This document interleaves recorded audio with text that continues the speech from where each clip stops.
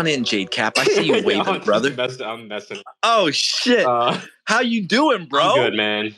But yeah, like, dude, the 30K fucking payout you posted the other day was like, I know you aren't like trying to flex, but I'm trying to flex for you because you're my fucking boy. Yeah. So honestly, what Paladin was saying though was like, the capital is probably the biggest thing.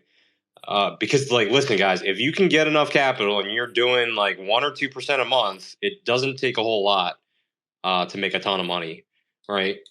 And that's on a 0.25% risk, right, bro? Like you've got risk management on lock. And I mean, I'm fortunate because I have these gentlemen that are here that are kind of my accountability partners, and they can hold me accountable, right?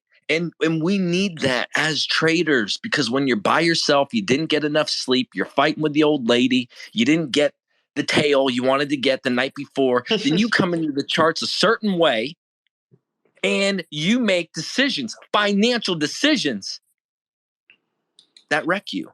And you don't need to do that. Don't trade CPI, don't trade PPI, don't trade an NFP. You want to know why?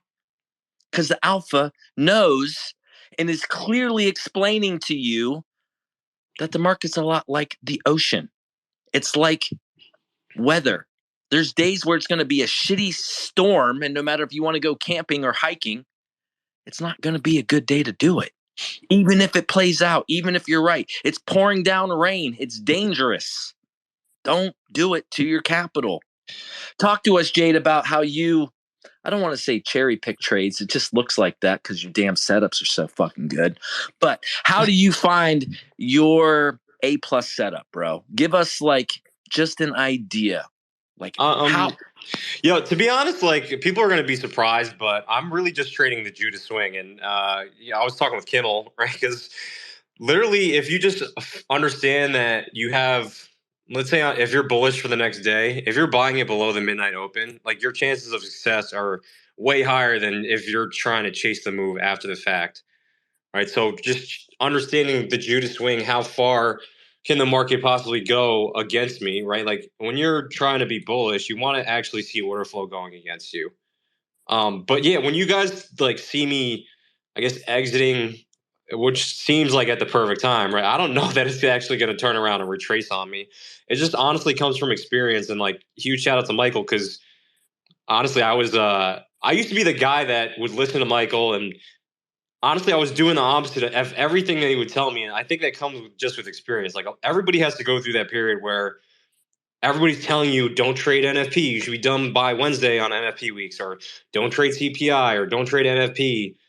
I had to learn the hard way, because until it actually happens to you where you lose the trade and now you're like, oh man, maybe I should have just stayed out entirely. I had to do that so many times, and it was just like from learning experience. And same thing when I'm exiting trades, it's really just gut feel and experience a lot of times. Like, a lot of times I'll have, I guess, a take profit that's way further than what I think, right? Because I have, I guess, some unrealistic expectations of where I want to run the trade to.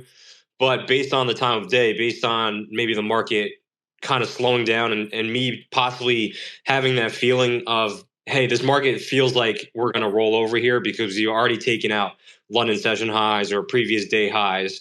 Like, that just comes from experience. I could say, yeah, I'm exiting here, but you kind of have to go through that process of like, what's the experience level that I'm using to make that decision? I can't transfer that to you guys. And no matter how much you follow me or how much you follow Michael, it really comes down to like your personal experience with the charts. Because at the end of the day, you have to live or die by that decision. And that's really what it comes down to. Like, no matter how much hand holding you're going to get from anybody in the trading space, it really just comes down to you making sound decisions independently. And that's like the biggest thing is like, yeah, we can have the blueprint and everything from ICT, but he's kind of grooming us to not be dependent on him. And I was talking about this a lot with our friends. I used to have to listen to his weekly commentary for me to even decide what to do in the markets. Like, if he didn't drop a weekly commentary, I was literally just lost. I didn't know what to expect from the markets. And then it wasn't until I actually stopped watching his weekly videos and stopped expecting him dropping that analysis that I actually became good at trading, honestly.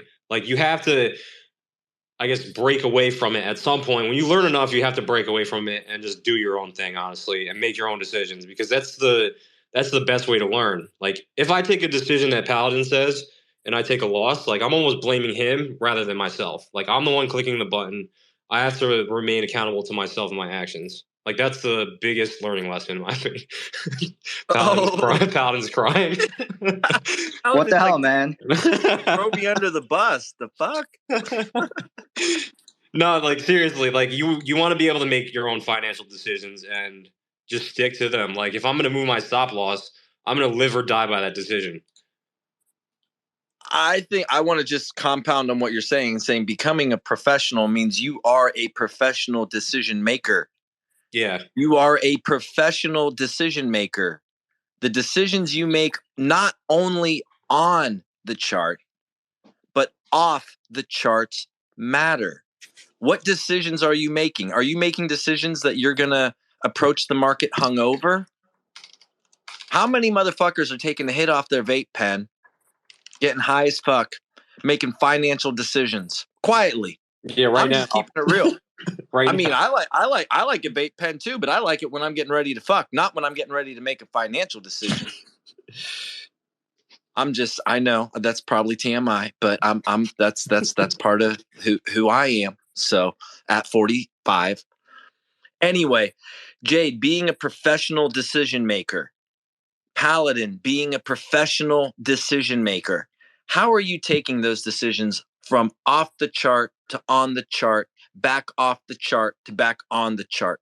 If you had to distill it into a tweet or a memorable sound clip, what would that be for you? Oh, wow. It's honestly hard, and maybe Paladin can speak on it too, because he's actually running his own business with the prop firm. Like, I think trading for me in general was all about risk management and learning how to discern, like, what's risky, what's the downside of something. And honestly, having that skill set from trading has allowed me to look at, I guess, decisions off the charts in a much different way. Like, I'm not going out and spending X amount of my net worth on something if I can't afford it, right? Like, if you really want to get your net worth equity curve to increase, you can't just go out and spend 20, 30% of it on something. Let's say a business, right? Like, if you only have, let's say, $50,000 in your bank account, is it a smart decision to put all $50,000 into a business? In my opinion, it's probably not. So I think trading in general is like universal. You have to understand how to manage risk. There's downsides in everything. And yeah, you just have to, I guess, learn how to be a smart decision maker. Like, I guess, partying all the time is going to put you in drawdown. I guess spending time around the wrong people is going to put you in drawdown. Making poor financial decisions is going to put you in drawdown. Like, you have to protect everything about you, like your energy, your finances, people that you hang around. It's it's universal, honestly.